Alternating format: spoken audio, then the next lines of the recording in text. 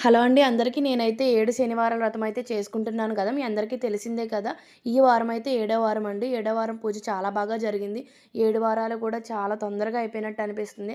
పూజలు ఎలాంటి ఈ 7 వారాల పూజలో స్వామివారి దయ వల్ల ఎలాంటి ఆటంకం, ఎలాంటి ఇబ్బందులు లేకుండా ఆ స్వామి దయ వల్ల పూజ మాత్రం చాలా బాగా జరిగింది. ఈ వారం ఏడో వారం కాబట్టి స్వామివారికైతే 7 రకాల నైవేద్యాలైతే పెట్టుకున్నాను. అలాగే సంపూర్ణ నైవేద్యం కింద పెట్టుకున్నానండి. నేనైతే ప్రసాదాలు 7 రకాలు ఏంటంటే ఇంకా బూందీ లడ్డు, అలానే రవ్వ లడ్డు, తెల్ల చిమిలి, పరమాన్నం, ఇంక మనం సలివిడి లడ్డూలు చేసుకుంటాం గదా! అవి ఒక 7, వడపప్పు, బెల్లం, అలానే బెల్లం పానకం, ఫ్రూట్స్ వచ్చేసి ఫ్రెష్ ఫ్రూట్స్ వచ్చి కమల, నల్లపండు ఏదో ఒకటి పెట్టాలి కాబట్టి ప్రతి వారం ద్రాక్ష పెట్టుకున్నాను.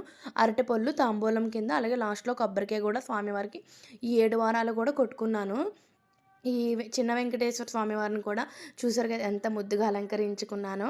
ఆ స్వామివారి పాదాలకి చిన్న వెంకటేశ్వర స్వామి వారికి నేనైతే గోవిందనామాలైతే చదువుకుంటాను ప్రతి వారం కూడా. నాకు మాత్రం చాలా అనిపించిందండి. ఆ స్వామివారి దయ నా మీద, మీ మీద ఎప్పటికీ ఉండాలని కోరుకుంటున్నా. ఇదంతా అయిపోయిన తర్వాత 8 వారాలు కూడా కంప్లీట్ అయిపోయిన తర్వాత ఆ వడ్డీ కాసుల వారికి 8దో వారం కూడా చెల్లించిన తర్వాత మేమైతే స్వామివారి ముడుపు పట్టుకొని పెద్ద తిరుపతి వెళ్ళాలనుకుంటున్నాం.